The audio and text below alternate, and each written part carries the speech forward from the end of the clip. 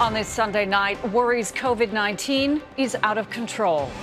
We have to be prepared for the scenario that this is not contained. Why the window to lock down the virus may have already closed. Bernie Sanders leading a revolution. We are going to win across the country. But can a self-described socialist unite all Democrats? And can he beat Donald Trump?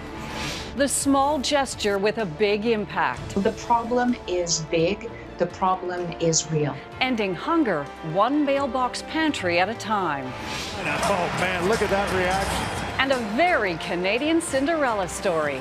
How a Zamboni driver scored big with his NHL debut. Global National with Robin Gill. Reporting tonight, Colleen Christie. Good evening. Thanks for joining us. We begin tonight with the story everyone is talking about. A 42-year-old Zamboni driver from Whitby, Ontario, called into NHL action last night. David Ayres stepped up for the Carolina Hurricanes after the team goalies went down. And what he managed to do in net surpassed everyone's expectations. Eric Sorensen brings us his amazing story. Back on the practice ice for the Toronto Maple Leafs farm team in an empty arena. Dave Ayres still pinching himself, a kidney transplant recipient and the oldest goalie ever to win his first NHL game at 42. I'm not sure about the old part, but I'll take the win for sure. For the dream to come true, first came a nightmare. One Carolina goalie and then the backup goalie, both hurt.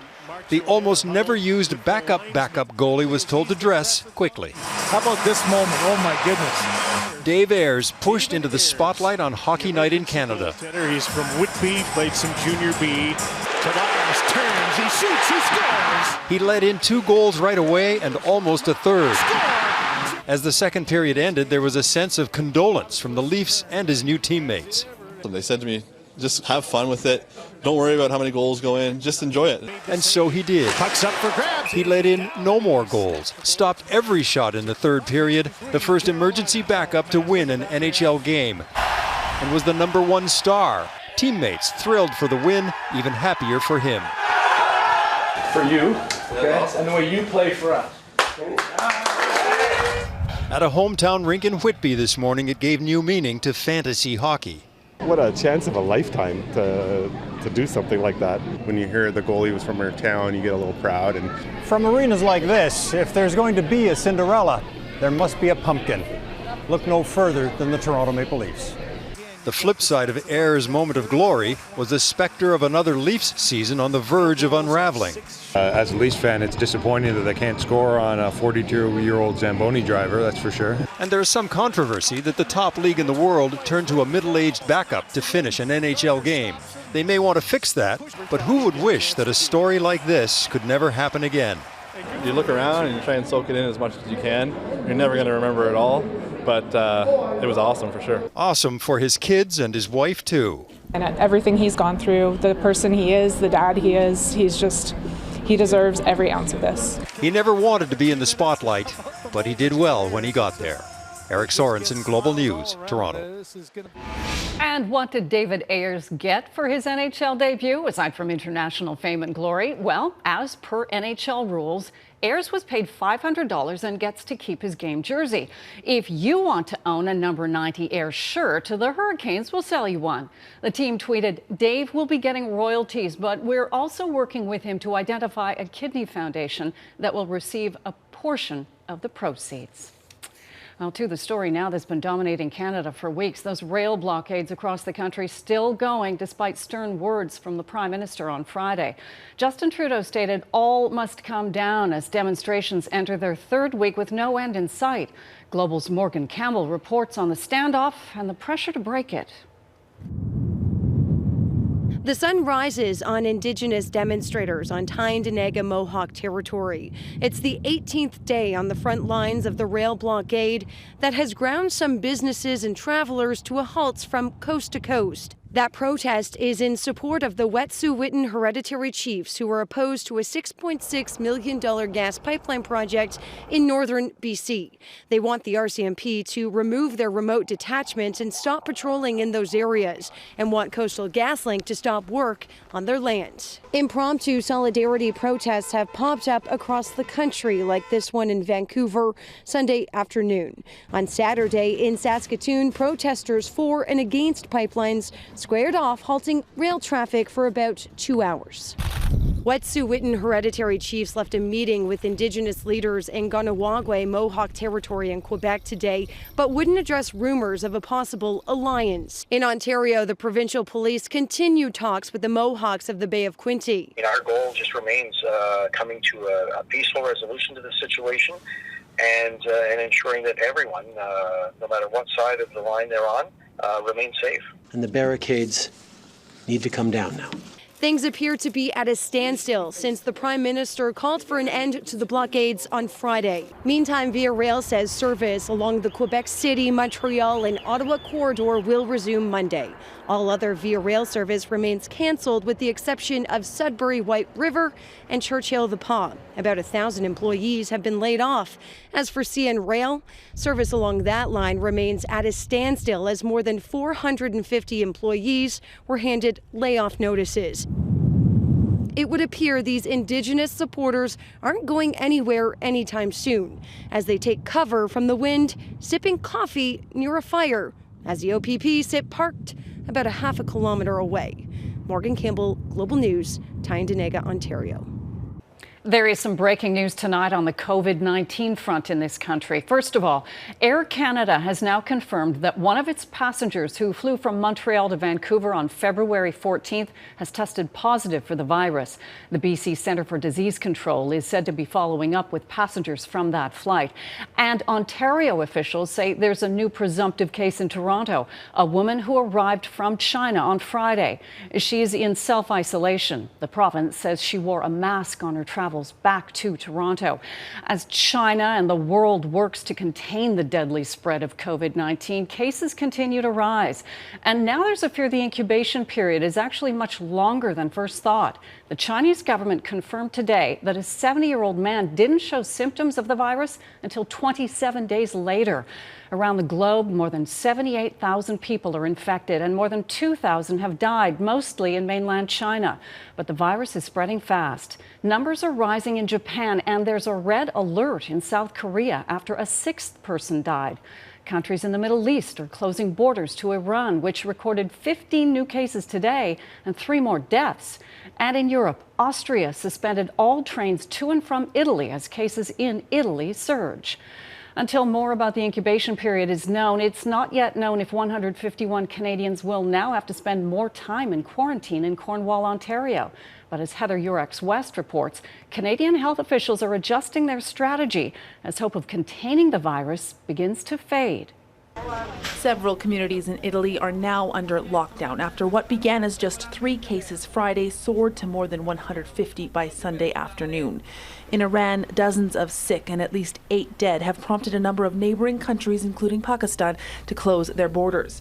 And in South Korea, where infections have now soared past 600, officials have declared a red alert. The leaders in the World Health Organization have really talked about this closing window of opportunity to contain the virus in China. But it appears that if this window truly is closing, it's almost nearly closed, or it has closed. On Sunday, China's president acknowledged shortcomings in his government's response to the outbreak, calling the situation in China still grim and complex. China's efforts to stop this virus from causing a worldwide pandemic appear to be failing. On Twitter, Canada's chief public health officer says this country needs to do more now. Dr. Theresa Tam wrote, "It is prudent to ramp up our planning and preparations in the case of a more widespread outbreak. The risk to Canadians has not changed, but we must plan for all scenarios." Certainly at a health systems level, we can increase the capacity to do diagnostic testing and really increase supports to hospitals and healthcare systems to really accommodate for perhaps an influx in the number of patients. Especially as patients could arrive in our country now from any number of countries beyond China. Canada's latest presumed case arrived in BC from Iran. The risk for most Canadians remains low for now, but as the world reaches a tipping point on this coronavirus outbreak, health officials know that could change at any time. Heather, Yourex-West, Global News, Calgary. A massive rescue effort is underway in Turkey after a 5.7 magnitude earthquake struck near the border with Iran, killing at least 9 people.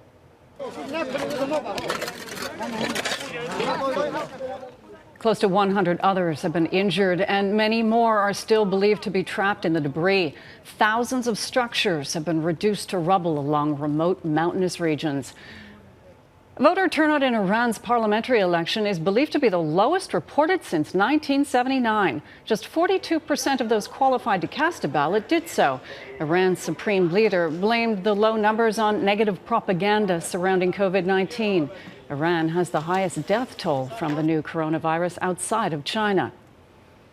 Bernie Sanders' big win in the Nevada caucus means he is now the person to beat in the Democratic race for the White House. Sanders also won the New Hampshire primary, but that doesn't necessarily mean smooth sailing is ahead for the Vermont senator. Concern is growing from moderate Democrats. They're worried Sanders can't beat President Donald Trump in November's general election. Jennifer Johnson reports.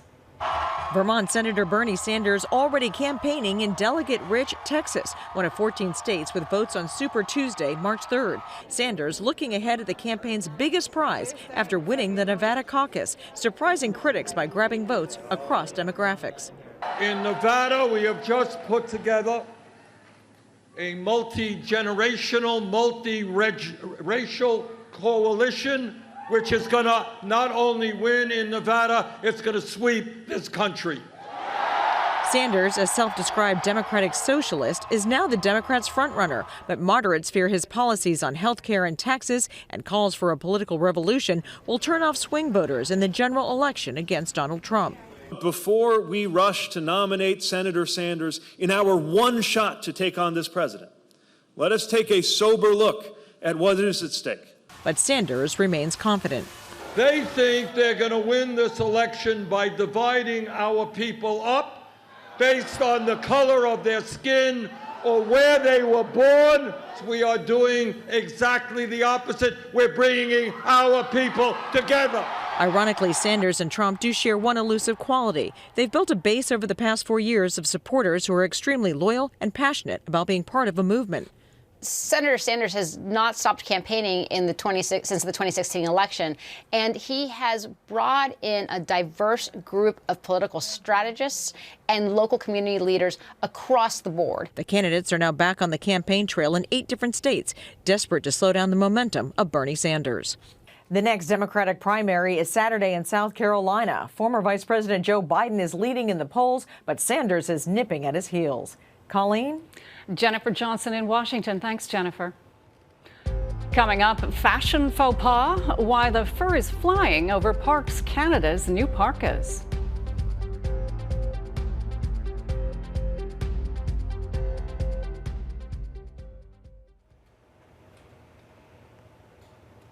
A warm winter coat can be a lifesaver in this country, especially if your job involves being outdoors in freezing conditions. But should federal employees tasked with wildlife conservation wear fur? As Jamie Dahl reports, new Parks Canada parkas are raising eyebrows in Alberta. In wintertime, the Rockies are breathtaking, but they're also bitterly cold. And Parks Canada has to make sure staff are fully equipped with the proper gear to withstand the elements while on the job. But the uniform for frigid weather is causing a heated debate, specifically the coyote fur trimming the hood. I don't think that's acceptable, having fur on your jacket for a Parks Canada employee. Especially if it's from an animal that you don't eat. Modern times make it faux fur. We live in a time where this is probably not necessary. Parks Canada says the winter parkas are issued only to those working in the coldest conditions, like Banff National Park. In a statement to Global News, it says natural fur is more resistant to moisture and ice buildup, and as such provides greater retention of heat and protection from the elements. PETA thinks otherwise. There is no excuse to be spending government money to buy real fur. We have options that are high tech, that are better for the environment, and that will keep people warm and dry in the winter. So there's just no excuse to be supporting an industry that the majority of people find cruel and toxic and totally unacceptable. It's a polarizing topic. A Canada Goose clothing store recently opened its doors in Banff and was hit by graffiti. Critics of the company say coyotes and geese suffer to provide the fur and feathers used in some of its products. Others say faux fur has its own problems. Having something that's biodegradable is way better than having something that's artificial. And I feel like that's probably good for Parks Canada to do it that way. The Canadian fur industry insists they follow strict guidelines. In this country, the fur trade is extremely well regulated. Fur is produced responsibly and sustainably. Wild fur trapping is managed, is controlled, regulated by our provinces and territories. Trappers take training courses before they can have their trapping permits. There's regulated trapping seasons. And then there are those who are against fur and, well, don't even realize they're wearing it. What do you think? I think it should be fake fur. And is yours real that you're wearing? I don't think so. I mean, I presume it's fake fur for what I spent on it, like $20. I can't imagine. It says rabbit fur on it. All right, then, rabbits, I'm sorry. A sign of the politics and pervasiveness of fur in this country. Jamie Dahl, Global News, Banff, Alberta. Just ahead, mailbox pantries, the small gesture that's making a big difference.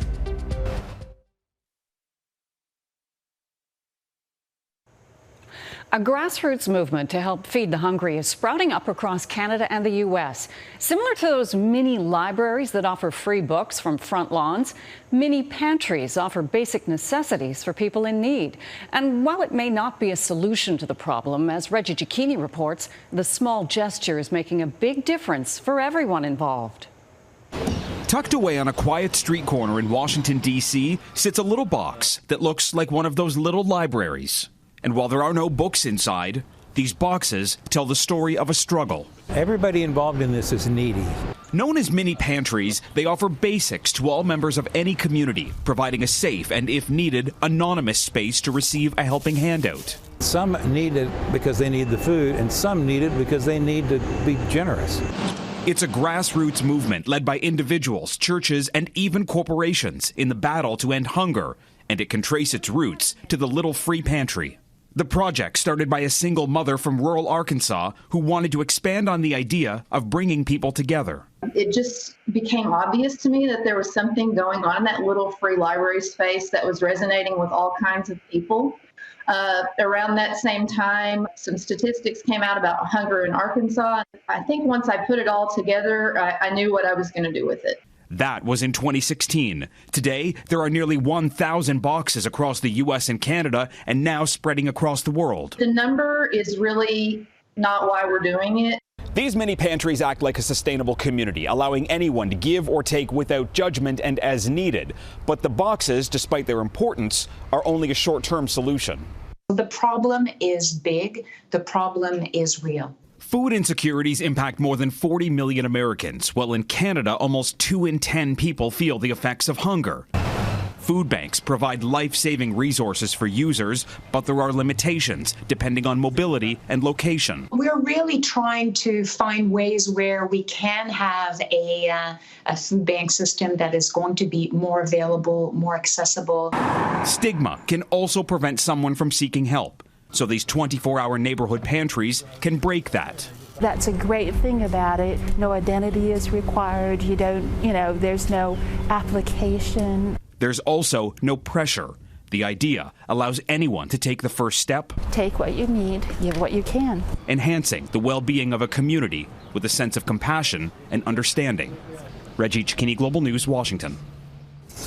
Next, 75 years later, a survivor recounts one of the bloodiest battles in modern history.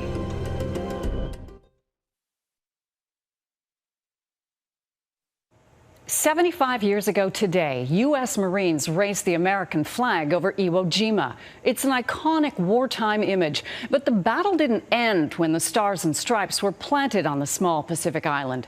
Fighting raged on as the U.S. tried to stop Japan from expanding its control through Southeast Asia and the Central Pacific. As Crystal Gamansing reports, 75 years later, efforts are now underway to remember those on the front lines.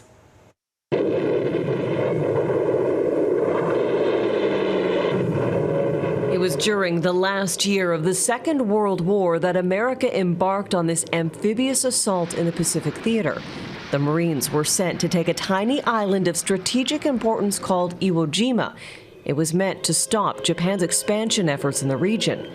What they experienced is something time has not erased. I am Major William C. White, United States Marine Corps, 055723.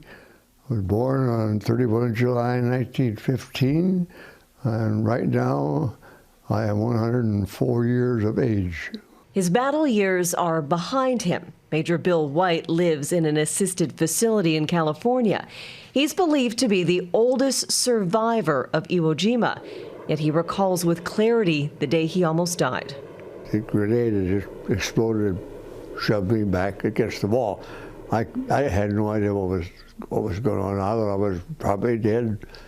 But I managed to somehow get up and find my way back to the Marines. The Americans didn't know the Japanese had roughly 17 kilometers of tunnels. The attacks nearly impossible to predict and the fighting relentless. 7,000 Marines were killed. The Japanese suffered nearly 3 times that. The hard-fought battle that was waged for 36 days would spur Admiral Chester Nimitz to remark that uncommon valor was a common virtue. A virtue still exhibited by Major White. His pride is evident. I occasionally have thoughts about them or visions of what had happened or what might have happened. But that's just memories. The bombing and shelling in that conflict was so intense it altered the very landscape around it, permanently changing the shape of Mount Suribachi. And that iconic photo of troops raising the flag serves as a reminder of the conflict, its immeasurable toll, and the hope that springs from it.